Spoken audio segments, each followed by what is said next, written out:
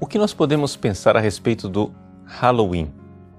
Bom, para responder essa pergunta, a gente precisaria primeiro saber o que era o Halloween, no que é que ele se transformou e o que é que nós podemos fazer com ele no futuro. Ou seja, passado, presente e futuro. São 3 partes da nossa resposta. A primeira parte, o passado. Qual é a origem do Halloween? Bom, infelizmente aqui no Brasil nós traduzimos Halloween como Dia das Bruxas, mas não tem nada a ver. Halloween é uma abreviação de All Hallows Eve, ou seja, a véspera, Eve, da solenidade de Todos os Santos, All Hallows. É uma expressão inglesa antiga. Mas como é possível que uma festa de bruxas tenha origem no calendário litúrgico católico? Que estranho. Bom, o que acontece é o seguinte. O mês de novembro é dedicado na Igreja Católica à reflexão a respeito dos novíssimos, ou seja, das realidades últimas que nós iremos viver. Por isso, nós sabemos que existem fiéis que já estão salvos e que estão no céu, são os santos. Mas existem fiéis que já estão salvos, mas ainda não estão no céu, são as almas do purgatório. E assim, durante todo o mês de novembro se dedica à oração e à comemoração tanto dos santos como dos fiéis defuntos.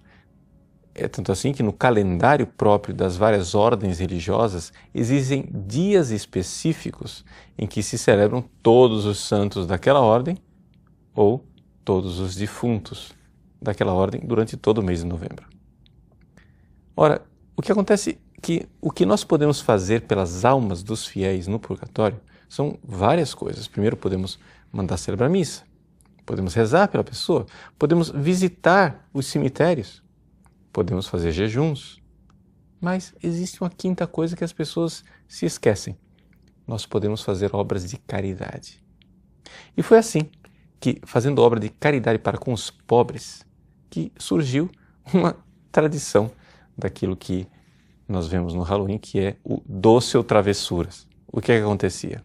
Na véspera da festa de Todos os Santos, porque ali já começava o tempo litúrgico, os pobres sabiam que podiam bater na porta das casas para receber esmolas.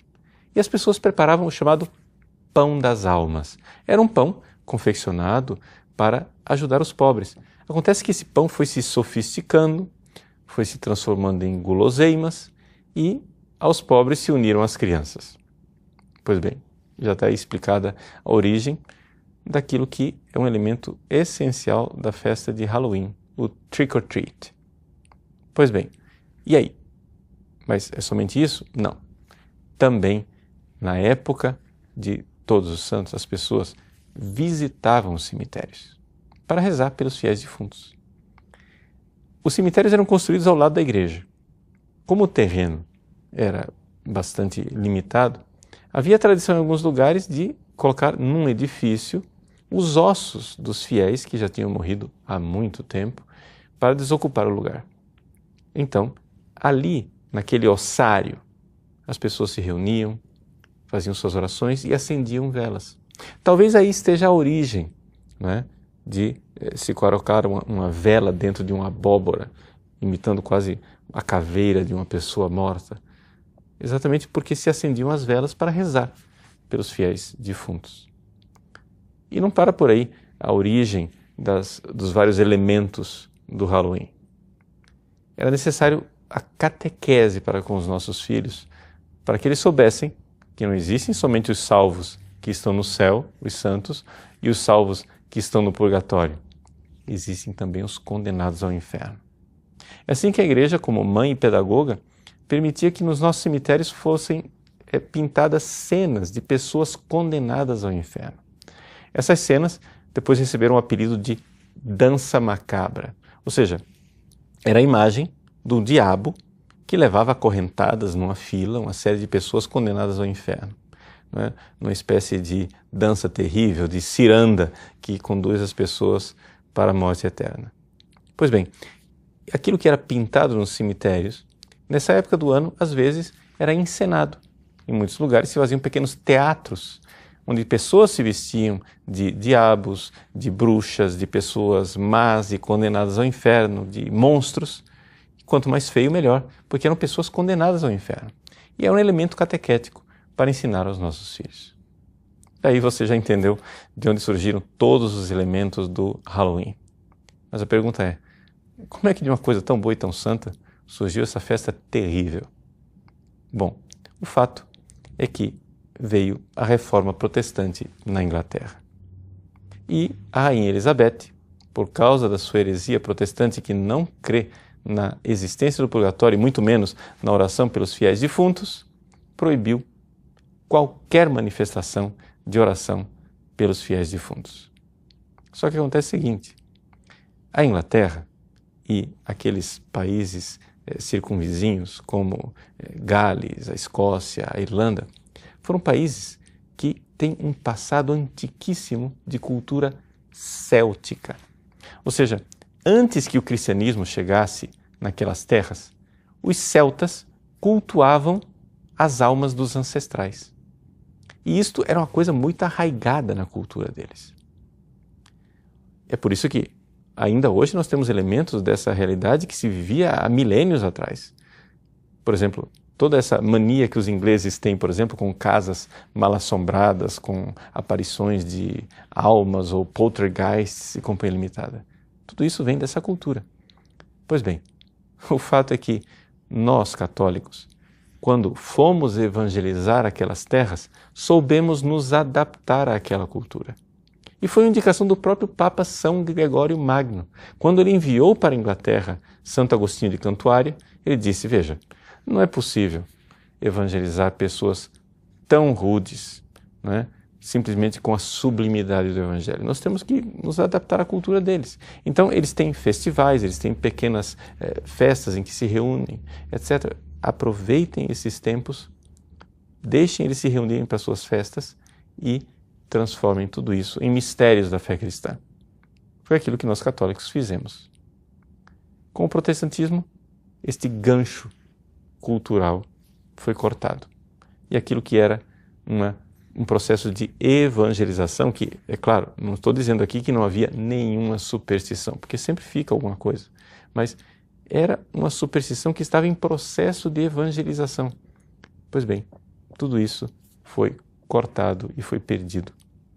Sendo assim, os Estados Unidos, que foi depois colonizado pelos puritanos, que radicalizaram ainda mais aquilo que fez a Rainha Elizabeth, fizeram com que estes elementos católicos ficassem loucos e paganizados cada vez mais. É o que nós temos hoje com o Halloween, ou seja, é uma cultura que um dia foi católica e agora vai se paganizando cada vez mais.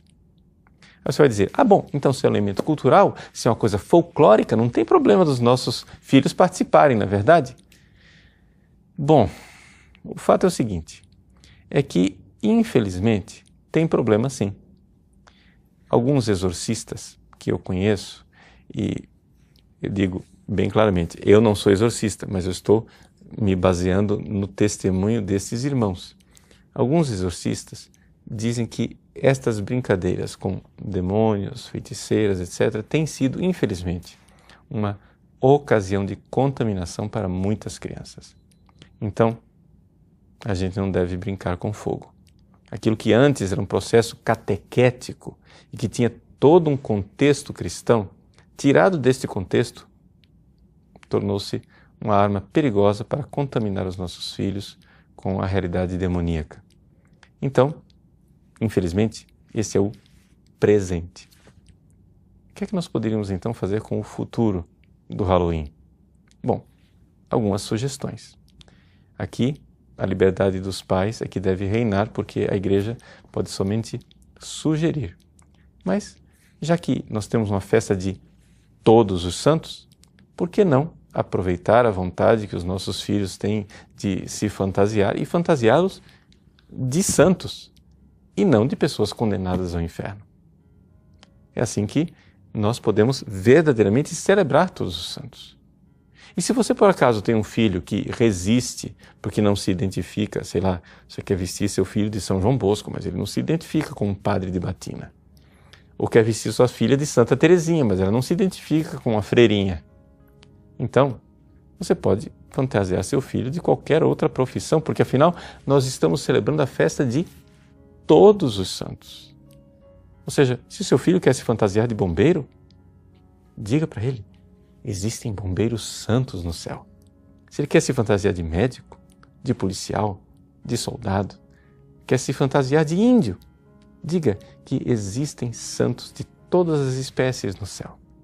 E assim, nós já vamos preparando os nossos filhos para um dia juntos celebrarmos a festa de todos os santos no céu. Porque esta é a realidade e é essa a nossa missão. Ou seja, hoje celebramos aqui a festa de todos os santos, mas um dia, com a graça de Deus, nós veremos Deus face a face e as pessoas aqui na terra irão celebrar que nós, seus irmãos, um dia passamos por aqui, mas agora já estamos na glória do céu.